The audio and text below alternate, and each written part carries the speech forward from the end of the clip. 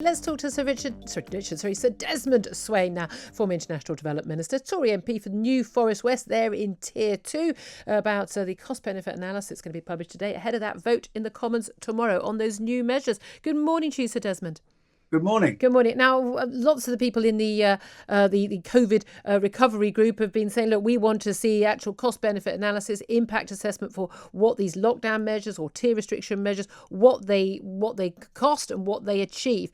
How hopeful are you today that we're going to see that today in a way that actually says that, yeah, it's all been worthwhile and the tier restrictions absolutely will save more lives, save more livelihoods in the long term than they cost? Well, I wouldn't want to prejudge it before I've seen it, but I have my suspicions. I mean, the reality is that why hasn't this been provided earlier?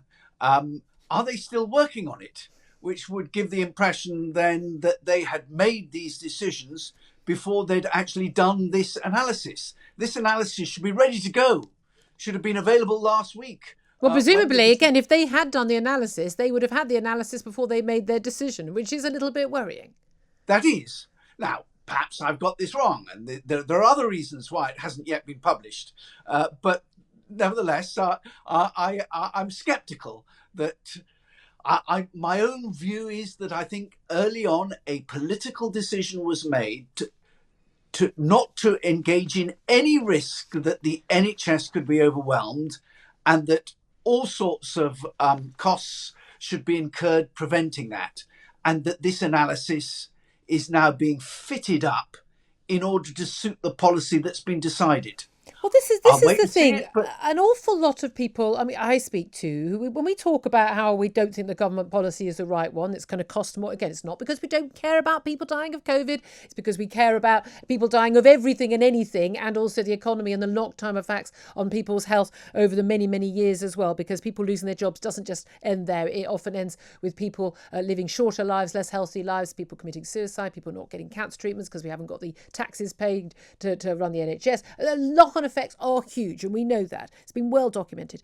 A lot of people will ask me, and I want to put the question to you, why do you think the government's doing this then? Why would a Conservative government, led by a supposedly libertarian Prime Minister, be imposing these, what a minister this morning admitted was draconian laws, which George Eustace admitted to me were not always consistent and not always fair, on the British people, when the evidence is really incontrovertible now that those restrictions will cost more lives than they save? Why is the government doing this? Well, I suspect that they don't believe in that equation. They believe that actually the number of deaths would have been greater than the deaths in terms of costs. I don't take that view myself. I've not seen the analysis, but I recognise that analysis would be extraordinarily difficult to do. And eventually, my own view is I take a punt. And my punt is that those costs are very much greater.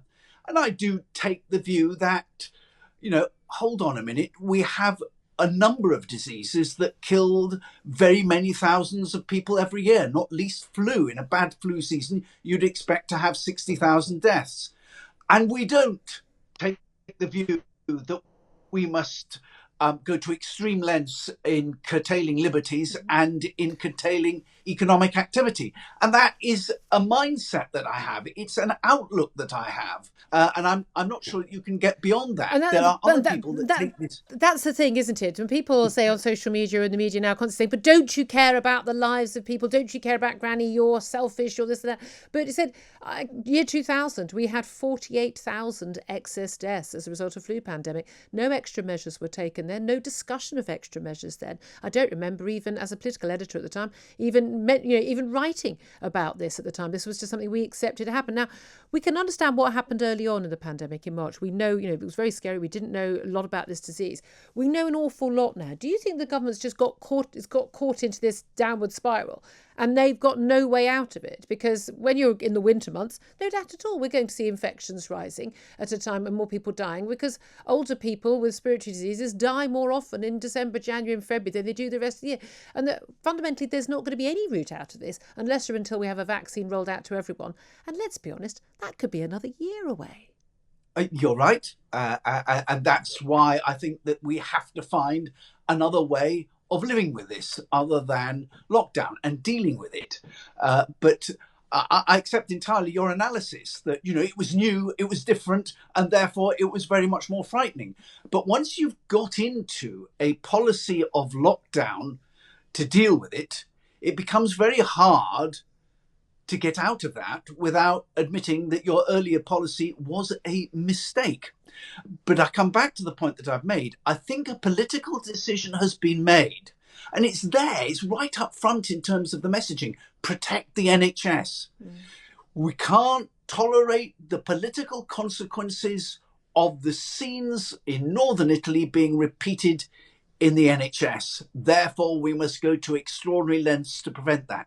I think that that's the political imperative that the government has adopted. Even though we didn't see that in the first wave, and despite the ridiculous predictions of 4,000 deaths a day, that we've actually seen, according to numerous different data, the REACT study, the ONS work, the Zoe app from King's College, showing that infections have already peaked. The hospital admissions peaked November the 5th, and infections were peaking in October. We are not, if there was a second wave as such, as opposed to the first wave just hitting towns and cities which hadn't previously been affected, it's already been, it's been and gone.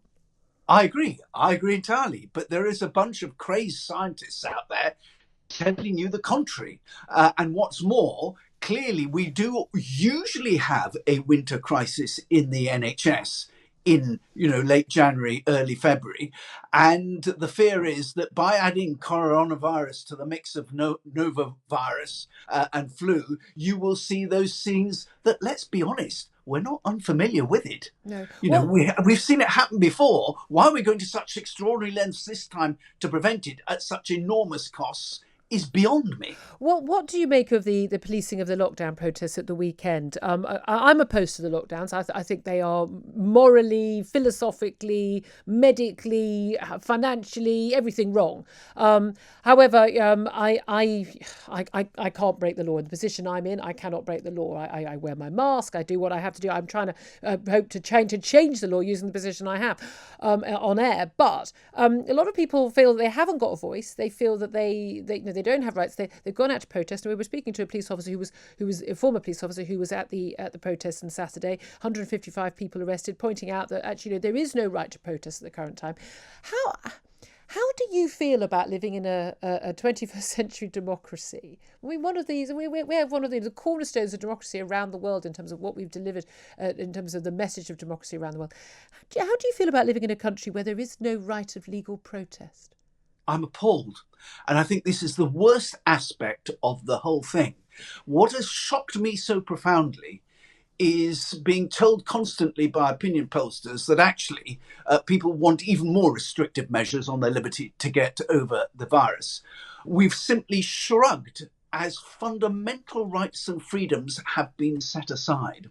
And I think this is the most dangerous lessons that governments in the Western world have learned. Hey, actually, people don't really protest that much when their rights are taken away. That's a lesson to put in the bank when we need to know it. And certainly, I take the view that you take. I've been invited to go and address these protests because of the stance that I've taken. And I've taken the view that, well, actually, I do have a voice.